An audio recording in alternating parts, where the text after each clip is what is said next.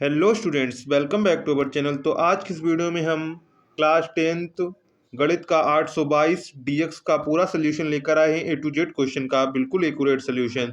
तो चलिए वीडियो को शुरू करते हैं। अगर आपने अभी तक चैनल को सब्सक्राइब नहीं किया तो चैनल को सब्सक्राइब कर लेंगे और वीडियो पसंद आए तो वीडियो को लाइक जरूर करेंगे। तो चलिए सबसे पहले आपके ऑब्जेक्टिव क्वेश्चन आते हैं। उसमें आपका खंड आ पार्ट 1 जिसमें आपके बहुविकल्पीय प्रश्न होंगे। तो आपका सबसे पहला क्वेश्चन था परिमेय संख्या 17/2 इंटू 5 का दशमलव प्रसार निम्नलिखित में से किस दशमलव स्थान के बाद समाप्त होगा। तो इसके देखिए आपको कैसे करना था। सबसे पहले 17 लिखेंगे, 2 दूनी 4 हो जाएगा, इंटू 5 हो जाएगा, तो इतना आ जाएगा 17/20। तो सबसे पहले हम 2 से इसे डिवाइड करेंगे तो हमारा कितना आएगा 8.5 आएगा। कितना आएगा 8.5 आएगा। और इसे हम 10 यहाँ पर 10 बचेगा, 10 से डिवाइड करेंगे तो हमारा 0.85 हो जाएगा। तो कितने दशमलव के बाद के स्थान के बाद समाप्त होगा। तो कितने बाद होगा 2 बार समाप्त होगा। तो ऑप्शन नंबर आपका करेक्ट हो जाएगा, बी करेक्ट हो जाएगा। इसके बाद नेक्स्ट क्वेश्चन था 2 बिंदु -3, 5 की वाई अक्ष से दूरी होगी। तो वाई अक्ष से इसकी दूरी कितनी होगी, ये देखिए 5 लिखा है तो 5 मात्रक हो जाएगी। वाई अक्ष पर 5 मात्रक से दूरी हो जाएगी 5 मात्रक।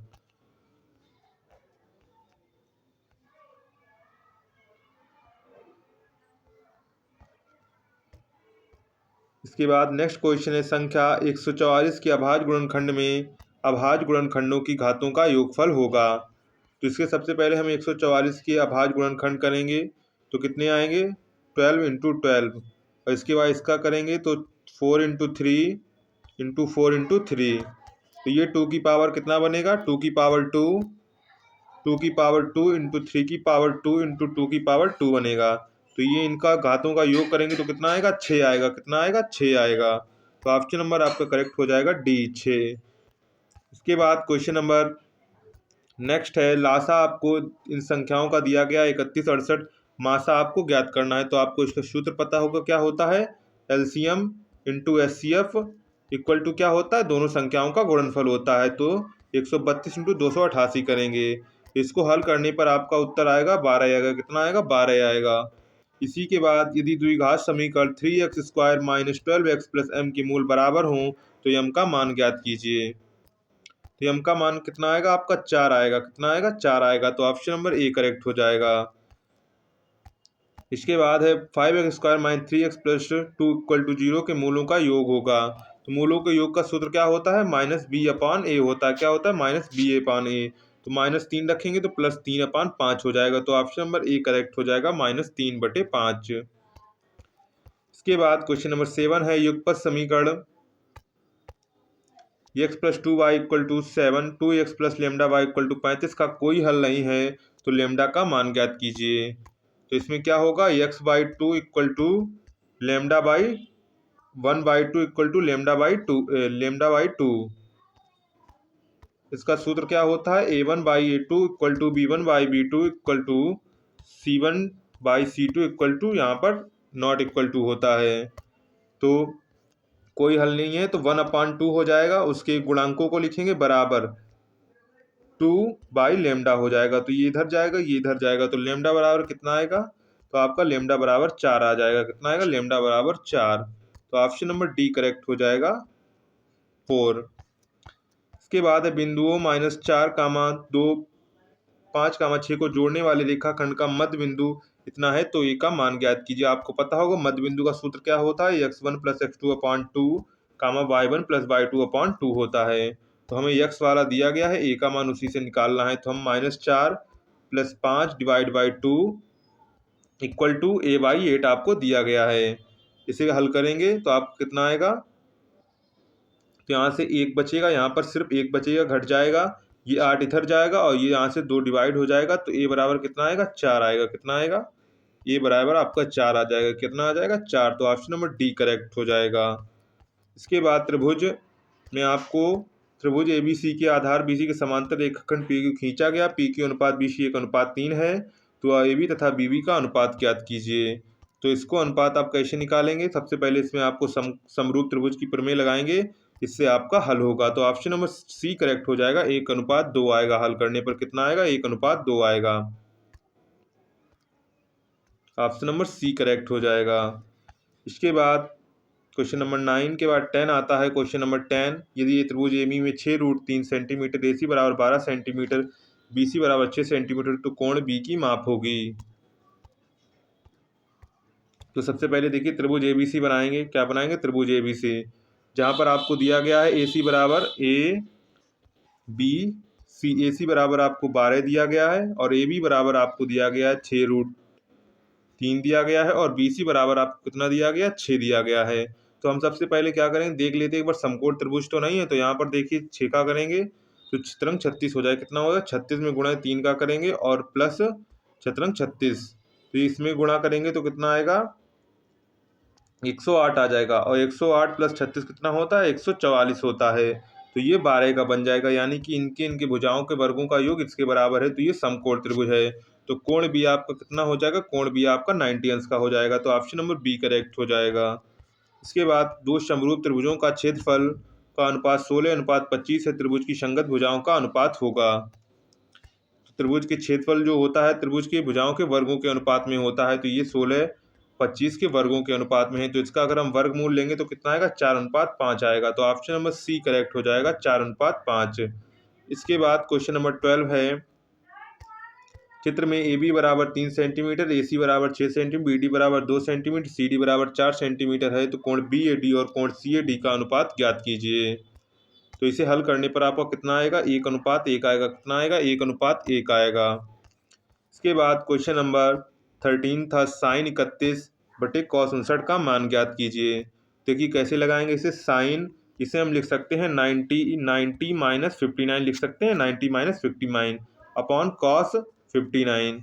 तो साइन 90 माइनस साइन का उत्तर कॉस में हो जाएगा और साइन प्लस में पहले चतुर्थांश में पॉजिटिव होता है। तो कितना हो जाएगा? कॉस 59 हो जाएगा। कितना हो जाएगा? Cos 59 upon cos 59। तो यहाँ से कट हो जाएगा तो आपका कितना आएगा? 1 आएगा। तो ऑप्शन नंबर सी करेक्ट हो जाएगा, 1। इसके बाद चित्र ओ बिंदुओं ए पी से देखने पर अवनमन कोणों की माप होगी। तो ये आपका 45 अंश दिया गया है। तो ये अवनमन कोण क्या होता है? जो ऊपर बनता है। तो ये भी आपका 45 अंश, तो पहला आपका 45 अंश हो जाएगा। इसके बाद ये 60 अंश दिया गया अवनमन कोण, तो इधर वाला कितना बनेगा? 30 अंश, पूरा मिला के 90 अंश हुआ। तो आपका कितना हो जाएगा? 45 और 30 करेक्ट हो जाएगा। तो ऑप्शन नंबर बी करेक्ट हो जाएगा, 45 और 30। इसके बाद एक वृत्त की परिधि और क्षेत्रफल संख्यात्मक रूप से समान है तो उस वृत्त की त्रिज्या होगी।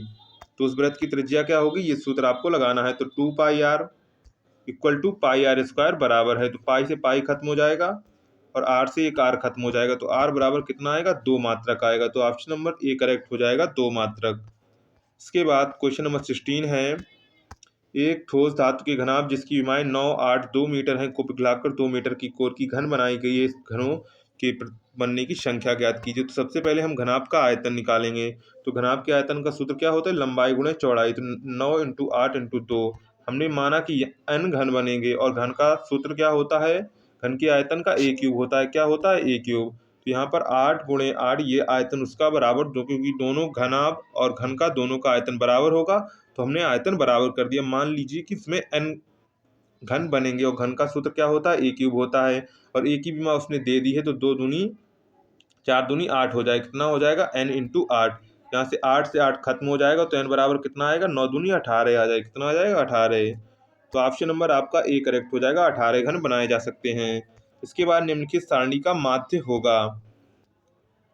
तो इसे हल करने पर आपको लगाएंगे तो आपका सी वाला करेक्ट आएगा, 21.5 हल करने पर आएगा वर्ग अंतराल को। इसके बाद वर्ग अंतराल से हल करने पर आपका इसका समांतर माध्य कितना आएगा? 21.5 आएगा। इसके बाद है क्वेश्चन नंबर, यदि दिए गए आंकड़ों का समांतर माध्य बहुलक क्रमशः 28 और 16 है तो माध्यिका होगी। तो इसमें आपका सूत्र होता है बहुलक बराबर 3 × माध्यिका क्या होता है? बहुलक बराबर 3 × माध्यिका माइनस 2 × माध्य। ये लगाएंगे तो आपका उत्तर कितना आएगा? कितना आएगा? 24 उत्तर आएगा। तो ऑप्शन नंबर सी करेक्ट हो जाएगा, 24। इसके बाद निम्नलिखित बारंबारता बंटन का बहुलक वर्ग होगा।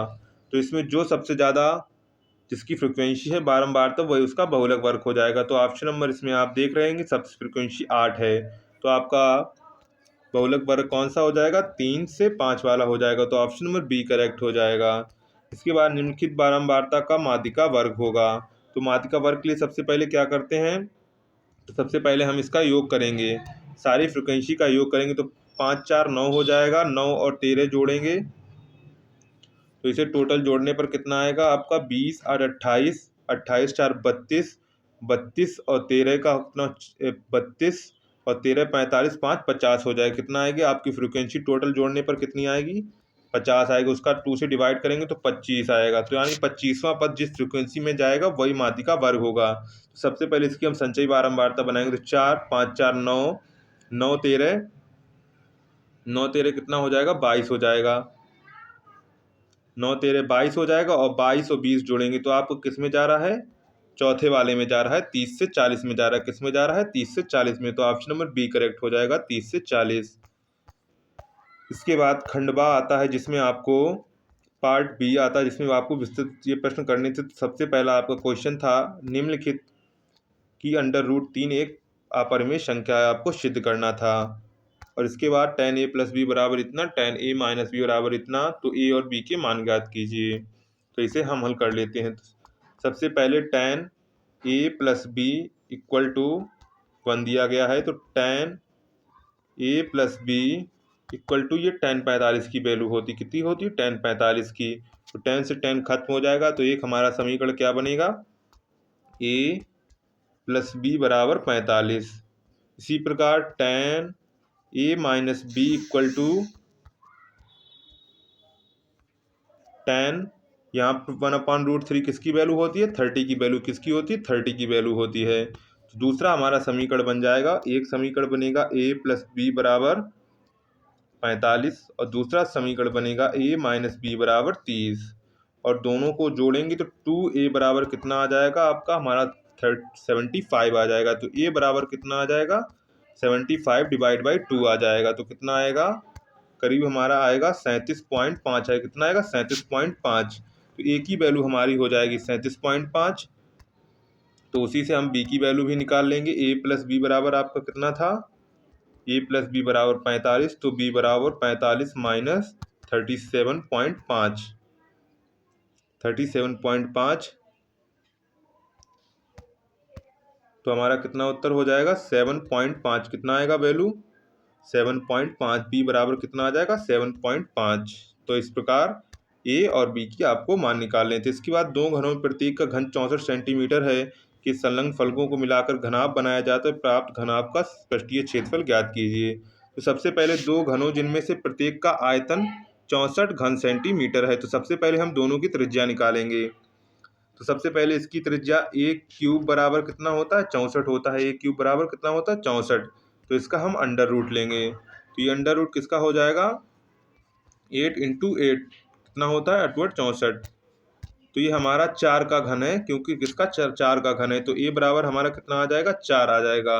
और दोनों घनों को मिलाकर क्या उन्होंने किया है, कोई दो घन थे उसको उन्होंने सटाकर रख दिया है। तो ये हमारी नीचे वाली रेडियस कितनी हो जाएगी, प्रत्येक 4 4 की है तो नीचे वाली कितनी हो जाएगी 8 सेंटीमीटर की हो जाएगी। कितनी 8 सेंटीमीटर की हो जाएगी। और जो हमारी ऊंचाइयां हैं घन में क्योंकि बराबर होती, तो ये भी 4 होगी, ये भी 4 होगी। तो ये हमारी 4 हो जाएगी और जो साइड में होगी वो भी 4 हो जाएगी। तो यानी कि 8 4 4। उसने कहा प्राप्त घनाभ का पृष्ठीय क्षेत्रफल ज्ञात कीजिए। तो पृष्ठीय क्षेत्रफल का सूत्र क्या होता है 6 × भुजा स्क्वायर। क्या होता है 6 × भुजा स्क्वायर। तो घनाभ का पृष्ठीय क्षेत्रफल आपको ज्ञात करना है। तो इसका सूत्र क्या होता है LB + BH + HL। ये सूत्र आपको लगाना है। तो यहाँ पर हम वैल्यू रखेंगे 2। L आपको कितनी थी 8 हो जाएगी और उस 4 हो जाएगी प्लस 4 × 4 प्लस 8 × 4। तो 8 चक्कू 32 प्लस 4 चक्कू 16 प्लस 8 चक्कू 32 दूना 64 और 16 कितना हो जाएगा 64 + 16 जोड़ेंगे तो कितना हो जाएगा 6 4 10 की 0 हाथ से लगा 1 6 7 1 80 हो जाएगा। तो 8 दूनी 16। तो हमारा पृष्ठीय क्षेत्रफल कितना आ जाएगा 180 आ जाएगा। कितना आ जाएगा 180 सेंटीमीटर स्क्वायर। इसके बाद आपको सारणी की माध्यिका ज्ञात करनी थी। माध्यिका ज्ञात कीजिए। तो आपका इसका कितना आएगा, हल करने पर माध्यिका आपकी 27.5 आएगी। कितनी आएगी 27.5 आएगी। इसके बाद बिंदुओं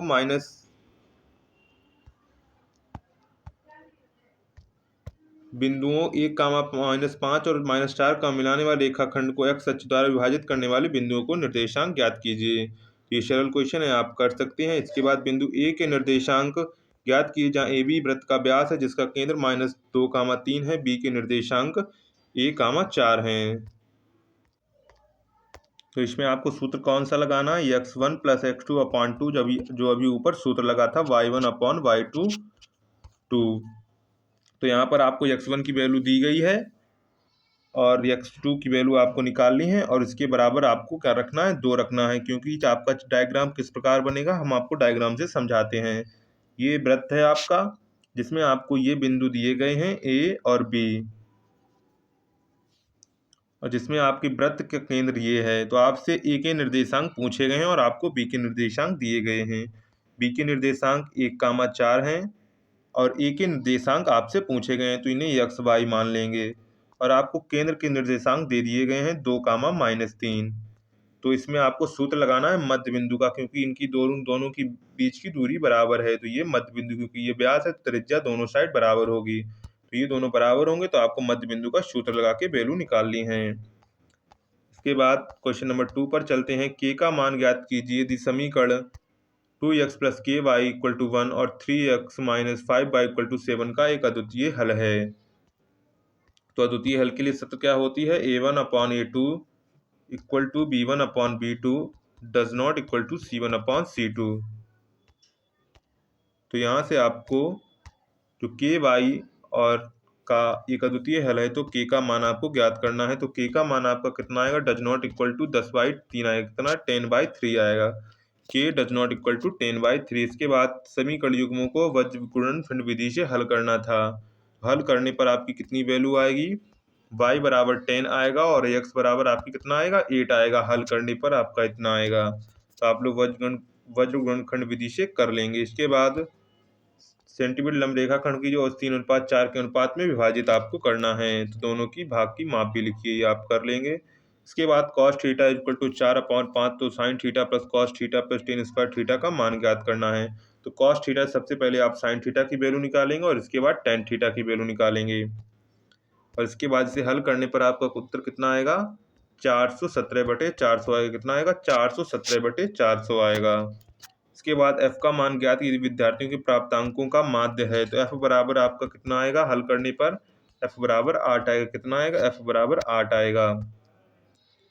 इसके बाद नेक्स्ट क्वेश्चन था, बारंबारता सारणी का बहुलक ज्ञात करना था आपको। तो ये आप बहुलक ज्ञात कर लेंगे।